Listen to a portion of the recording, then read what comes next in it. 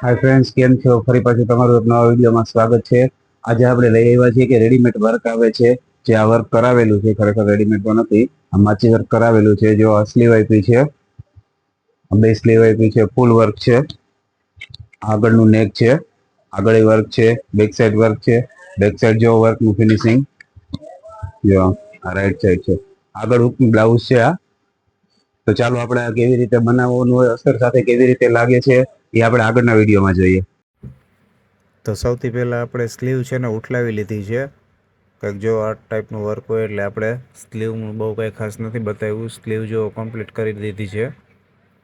હવે જો આપણે ગળું કરીએ છીએ, જો ગળાના બે ભાગ છે, આગળ હૂકનું બ્લાઉઝ છે, જો આપણે પેચની ઉપર રાખ્યો છે અસ્તર સાથે.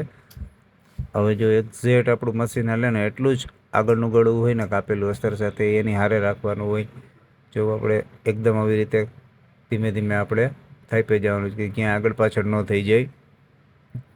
ખાસ જો કે ક્યાંય બહાર નથી આવી જતું વર્ક, જેથી કરીને કપાઈ ન જાય. જો એ મેં સિલાઈ વર્કવાળી મારી દીધી છે. હવે એ વધારો આપણે જે મેન કાપડનો છે એ કાપી નાખવાનો છે. જો હું મેન ભાગ કાપી નાખું છું. બે સાઈડનું આપણે સેમ એવી જ રીતે કરવાનું છે, કે બીજાનું કાપું જ છું આવી રીતે. જો વર્ક ક્યાંય કપાઈ ના જવું જોઈએ, નકર આખું લુક બગડી જશે. જો બે ભાગ અસ્તર સાથે લાગી ગયા છે, તો કંઈક જો આગળનો ભાગ આ રીતે દેખાય છે. જો કેટલું પરફેક્ટ દેખાય છે. હવે ત્યાં આપણે કેનવાસ પટ્ટી લગાડવાની હોય છે, હું તમને બીજા વિડીયોમાં બતાવીશ. હવે આપણે પાછળના ભાગમાં અસ્તર લગાડવાનું છે. જો કંઈક પાછળના ભાગમાં આપણે આવી રીતે અસ્તર લગાડીએ છીએ. ખાસ જો વર્ક નથી આવી જતું બહાર, આપણી સિલાઈ જેટલી લાગવાની હોય ત્યાં જ એક્ઝેક્ટ વર્ક આવવું જોઈએ. ખાસ કરીને અસ્તર જ્યારે કાપો ત્યારે એ ધ્યાન રાખવાનું હોય છે.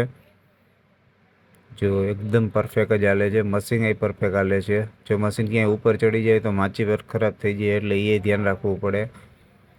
જો એકદમ ધીમી ગતિએ થાપવાનું છે. તો કાંઈક આપણે સિલાઈ જો ગળામાં લગાડી લીધી છે.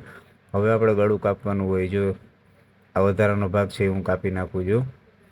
ઉપરની સાઈડથી જ કાપવાનું, એટલે આપણને ખ્યાલ આવે કે ક્યાંય વર્ક કપાઈ નથી જતું ને. જો હું વર્ક કાપું છું,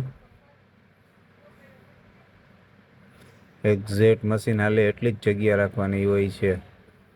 ત્યાર પછી આપણે એમાં કેનવાસ પટ્ટી લગાડવાની હોય છે, એ હું તમને બીજા વિડીયોમાં બતાવીશ. જો અત્યારે હું તમને ખાલી ગળું કાપી ગળું કેવી રીતે લગાડ્યું છે એ જ બતાવીશ, કે વર્કવાળા બ્લાઉઝમાં આપણે ફિક્સ ગળું કેવી રીતે કરવું. તો કાંઈક આ ટાઈપે આપણે અસ્તર લગાડ્યું છે. તો જો ફાઇનલ લુક તૈયાર થઈ ગયો છે. આ લુક તમને કેવો લાગે છે ખાસ કરીને કોમેન્ટમાં જણાવજો. અને જો ચેનલ ઉપર નવા હોય તો લાઇક, શેર અને સબસ્ક્રાઈબ કરવાનું ના ભૂલતા, જેથી કરીને આવા જ વિડીયો તમને અવારનવાર જોવા મળે. તો જો બ્લાઉઝ કેવું દેખાય છે.